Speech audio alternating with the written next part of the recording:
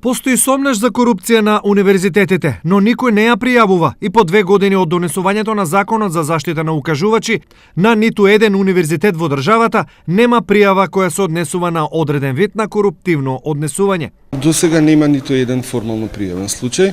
Значи, наш гостин денеска тука и представник на Државната комисија за спречување на корупцијата, кој што точно работи на заштитата на укажувачи, има годишен извештај кој што се објавува, меѓутоа до сега немаме ниту еден случај, така да вашето прашање е сосема на место и тоа е една од предизвиците кои што сакаме денес да ги адресираме. Сепак, истражувањата направени пред 2 години посочуваат на тоа дека универзитетите не се имуни на корупција. Мора да признам дека најголема перцепција на корупција имаше на универзитетот од кој што јас доаѓам, на универзитетот Кирил и Методи, и во најголем дел добро е што статистиката покажува дека најголем дел од корумптивните практики се однесува на врската се купи учебник.